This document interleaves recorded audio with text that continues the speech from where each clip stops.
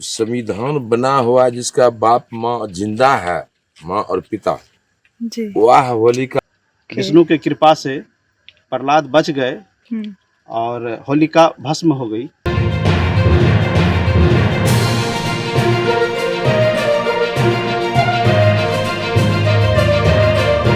ये होलिका दहन सालों साल से होते हुए आ रहा है। यहाँ पर कब से कर रहे हैं? यहाँ पे पहले हम लोग बीच गांव में करते थे, ठीक। जहाँ ये प्रचलन है कि चौराहा रास्ता पे जहाँ से चारों तरफ रास्ता फूटती है जी। वहाँ होलिका दहन हम लोग करते हैं।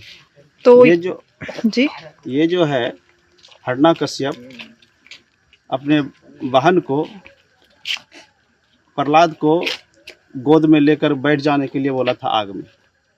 विष्णु के कृपा से प्रहलाद बच गए और होलिका भस्म हो गई। बुराई पे अच्छाई की जीत हुई जी। उसी से हम लोग उत्साह से इस त्योहार को मनाते हैं। और हम लोग जब छोटे छोटे बच्चे थे तो गांव में लकड़ी, गाय का गोबर का बना हुआ गोईठा नाम होता है, उस गोईठा का को मांग मांग करके लाते हैं और चौराहे रास्ते पर ये उत्सव मनाते हैं।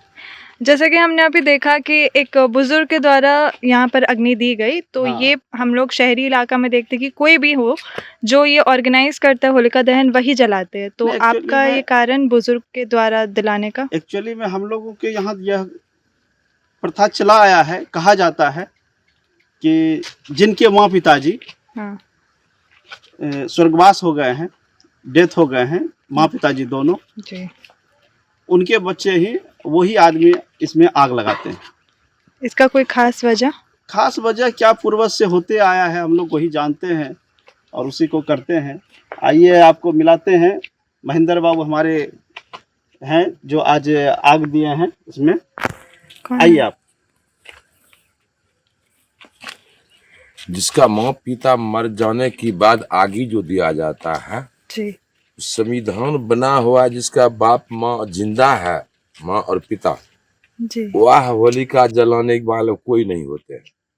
जिनका माँ पिता स्वर्गवास हो चुके हैं जी, उसी का हाथ से उनको जलाए जाते हैं। तो फिर ये कुछ ऐसा नहीं है कि बुजुर्ग से ही जलवाया जाए, ये बच्चे भी जला सकते हैं? नहीं, मतलब जला नहीं सकते हैं। जी।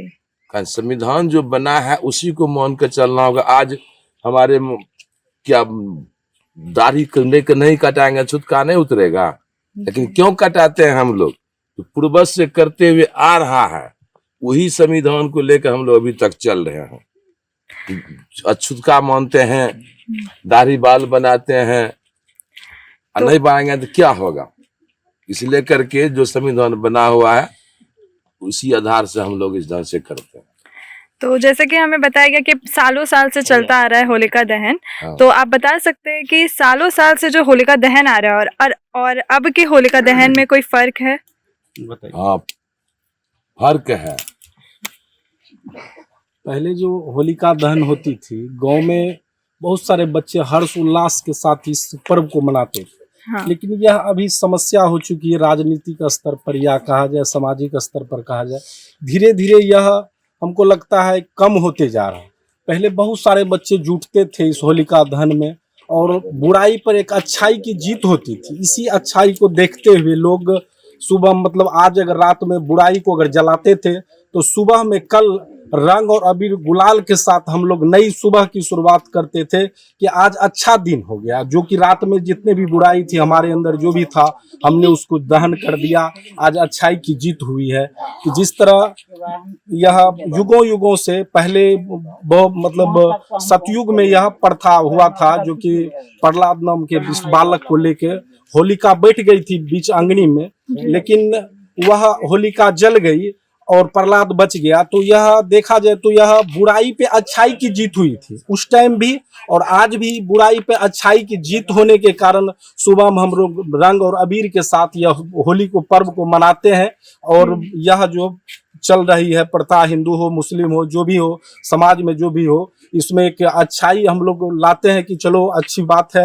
हम लोग एक तरह से मतलब होली समारोह को ही करते हैं, जो भी मिलते हैं बहुत ही अच्छा लगता है हम लोग को एक साथ, जो भी भाई हमारे दिल्ली में रहते हैं, जो भी विदेश में हो या देश में हो, अलग राज्य में हो या जहाँ भी रहते हैं, काम छोड़कर गांव आते हैं। गांव में एक अलग ही माहौल आपको कल देखने को मिलेगा, बहुत ही अच्छा माहौल मिलेगा, रंग और गुलाल, और एक साथ हम लोग बैठकर खाना खाएंगे, बहुत ही मौज मस्ती करेंगे। क्या ये होली ठंडाई के साथ होगी?